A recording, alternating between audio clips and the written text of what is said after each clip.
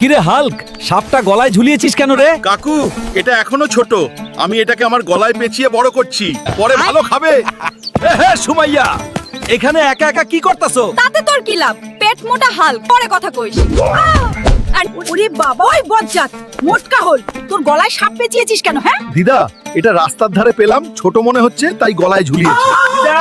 বিয়েটা কবে দিবা গো? রাস্তার মাইয়া গুলা দেখি মাথা ঘুরে যায়। চুপ রে বদমাশ, তোর তো পেট মোটা নালের জন্য কোথাও তোর বিয়ে ঠিক হয় না।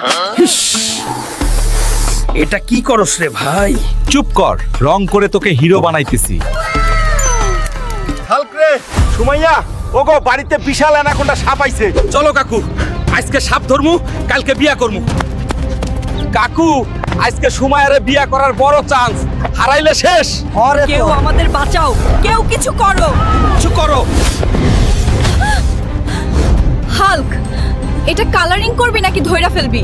প্রথমে সুমাইয়াকে বলো, যদি সে আমাকে বিয়ে করে তাহলে আমি আজ সাপটিকে রং করব। আমার সাথে না করলে আজকেই সাপটাকে কালারিং করে দিব, না করলে আমি ফিরে যাচ্ছি। ঠিক আছে, সুমাইয়া বিয়ে করবে, সাপটাকে রং করে দিন।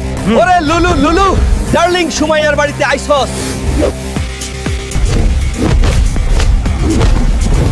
সুমাইয়া কই গেলা? তাড়াতাড়ি বউ সাজো। এবার গ্রামবাসী সবাই মিলে আমার বিয়ের আয়োজন করো, আর বিয়ে বাড়িতে এই সাপটা ভাজা করে সবাই মজা করে খাইবো। হালকের বিয়া, হালকের বিয়া। খাও রে খাও, আজ হালকের বিয়া। সাপ ভাজা লাইনে আছে, জোরে খাও, লাজ নাই। দুনিয়া কাঁপায়া বিয়া করলাম রে।